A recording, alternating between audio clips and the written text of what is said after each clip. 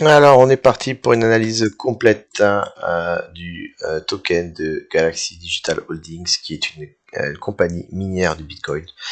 C'est une compagnie qui est en bourse, donc accessible aux entreprises facilement en termes d'investissement liés à la crypto.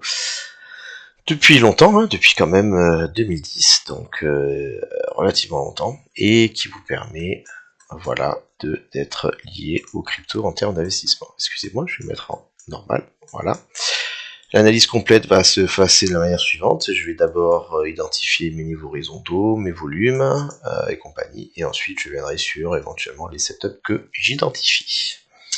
C'est parti, je commence. Si vous avez déjà regardé la vidéo, je vais passer assez vite. J'ai déjà fait une vidéo avec l'analyse, façon dont je procède sur l'analyse de Coinbase. Donc là, je commence avec mes niveaux horizontaux qui sont ici. Je vais bien zoomer pour ceux qui veulent regarder. Voilà, vous voulez faire pause, vous voulez noter, je vous le conseille.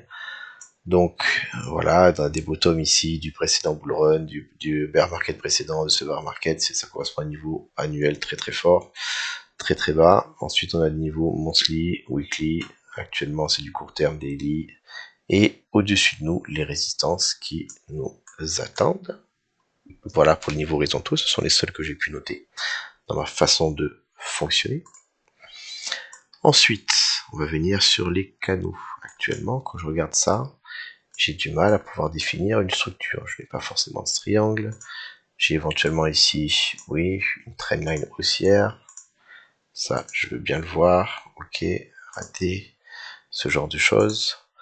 Mais toujours, quand on est sur des mouvements de très grande amplitude, regardez, là on va de 3 dollars à 40, on est sur du x10, x15, beaucoup plus même ici, entre du 0,8 et du 40, on parle d'un rapport de fois, oh là là, fois 60.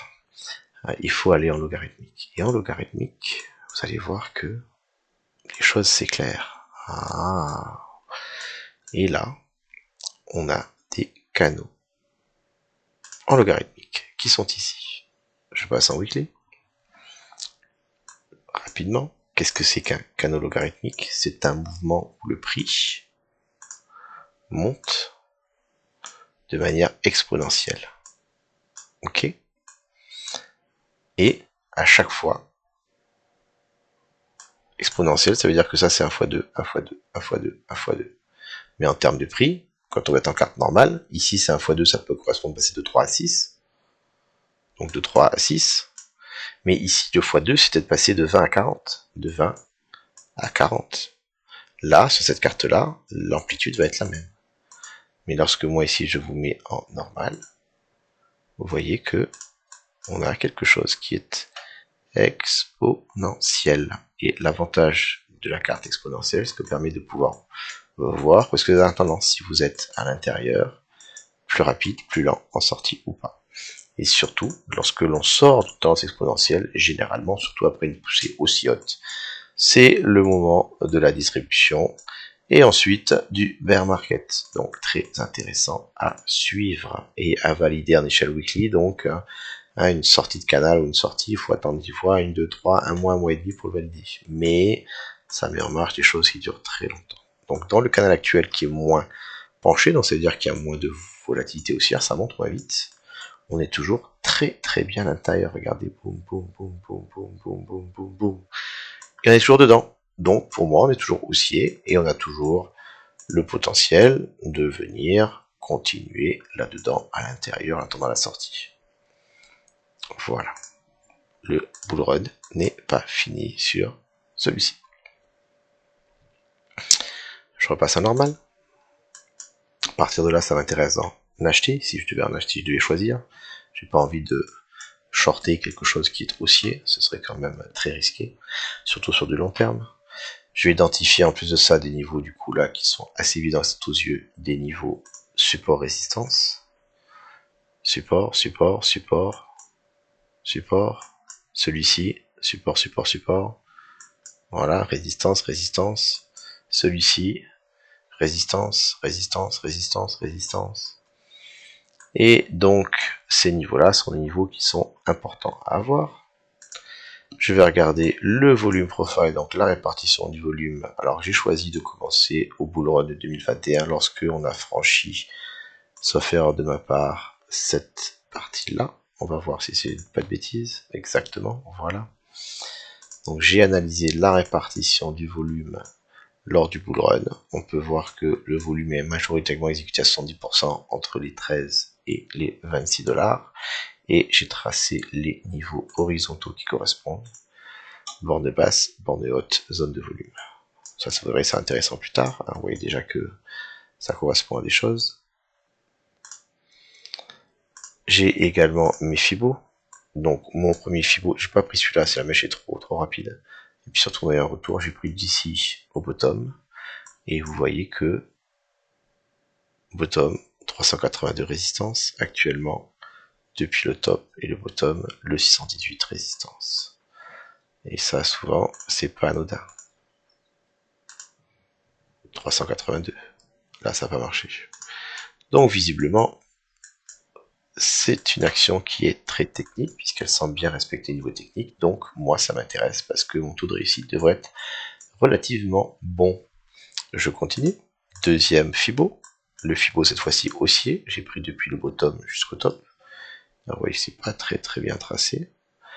Non, pardon, excusez-moi. Deuxième baisse, depuis cette baisse-là jusqu'ici. Ok. Et là encore, vous voyez que les choses se superposent, que j'ai un alignement parfait entre le 398 de celui-ci et de celui-là. C'était fort et ça a quand même bien tenu. Donc ça m'intéresse aussi. Ok. Et ensuite, j'ai un canal en normal sur du plus court terme, en weekly qui se dessine, ou même en daily, je pense qu'on va le voir. Voilà, qui m'intéresse. Et au début, qu'est-ce que j'avais? J'avais un seul canal, qui était celui-ci. Très joli. Boum, boum, boum, boum, boum, boum, boum, boum. Et quand on a un canal, il faut penser à l'avance, à tracer celui qui est au-dessus, au cas où on casse au-dessus, et celui qui est en dessous, au cas où on casse en dessous. Et quand il y a des sorties, oh, qu'est-ce que c'est beau! On a des belles choses qui se produisent. Voilà. Donc pour l'instant, haussier, même en phase d'accélération, avec un retour, switch, support, résistance. Ici, support, résistance, c'est pas évident, mais là, elle paraît beaucoup plus évident tout de suite. Donc ça, très intéressant aussi.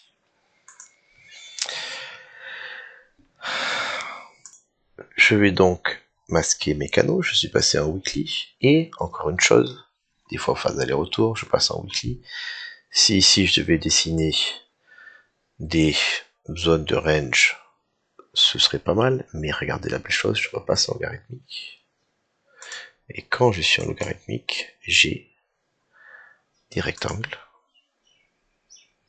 qui apparaissent.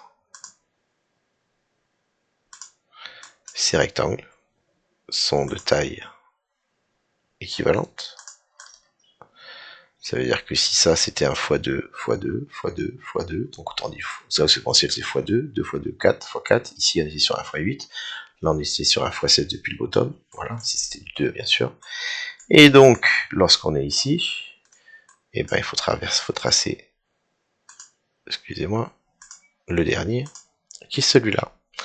Et donc ça me donne actuellement, avec cette régularité en logarithmique, une extension possible à, on l'aurait pas deviné, sur l'ATH précédent. Une fois qu'on aura intégré ici, on pourra viser donc les 42 $. Voilà, pour l'instant c'est un esprit préalable. Maintenant que j'ai fait tout ça, je vais repasser en normal. J'ai mon point de vue global et je vais me poser la question de savoir ce que j'ai envie de faire si je devais agir cette action. J'ai donc identifié actuellement que nous sommes sur un bas de canal, donc c'est une zone qui me paraît intéressante actuellement. La validation est assez simple. Si je continue à monter, mon validation elle sera juste ici en dessous. Par contre, si on casse, et ben, mon validation va être assez rapide, parce que du coup, si on réintègre cette structure, on pourra s'attendre à un retour vers le bas. Dans l'état actuellement du marché haussier, c'est quand même peu probable. Donc, pour moi, je suis potentiellement ici sur une zone d'achat intéressante dans la mesure où mon stop loss est relativement serré et mon gain est relativement intéressant. On est toujours haussier, on n'oublie pas ça. Du coup, si je viens sur du plus court terme, on va dire en 4 heures, essayer de trouver un setup intéressant. Là, je le fais avec vous en temps réel, je n'étais pas allé jusque-là dans mon esprit préalable. Bon, il y a un gap ici, on espère qu'on peut aller le combler. Actuellement, on est dans une phase de retracement. Les phases de retracement, elles aiment bien être en 3 vagues. 1, 2, 3. Ok, ça je n'aime pas du tout parce que ça ressemble à une réintégration du range précédent. Ça j'aime pas du tout. Ouais. Non. Niveau horizontaux, j'ai une déliquée ici, j'ai une déliquée là-haut. Niveau support résistance, on est à côté. Ok. Ah, ça c'est pas mal. Ok, bien. Donc, en tout cas, je commence à avoir un alignement qui se fait. Je regarde mon impulsion qui a eu lieu d'ici à là. Pas parfait. Mais en tout cas, j'ai l'impression d'avoir un support intéressant ici. Prise de liquidité dans le point of control du bull run. Ça me plairait pas mal. Voilà. Et sinon, actuellement, en termes de volume, depuis qu'on est dans le range, ouais, vous voyez en plus, zone de volume basse, ça ce serait vraiment une zone intéressante. Par contre, si jamais on dépasse ici, la probabilité va être à la poursuite.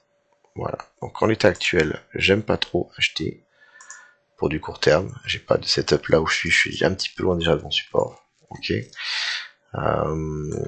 Voilà. En même temps, si on commence à venir ici avoir la structure au-delà, ben je pourrais avoir éventuellement une nouvelle entrée avec une invalidation et le potentiel aussi de continuer à aller vers la cible qui est là-haut. Voilà pour ce qui est de l'action minière Galaxy. Je ne vais pas rentrer trop dans le détail du setup. J'avoue que je passe beaucoup plus de temps pour faire quelque chose de propre. Mais si je devais résumer, on est sur quelque chose qui est résolument haussier, d'accord, avec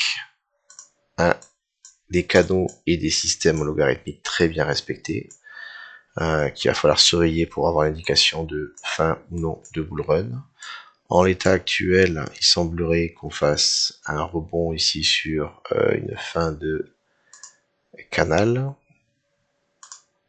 de zone, voilà, support résistance, avec le potentiel d'aller au-dessus. J'espère que ça vous a plu, que ça vous est utile, et bonne journée.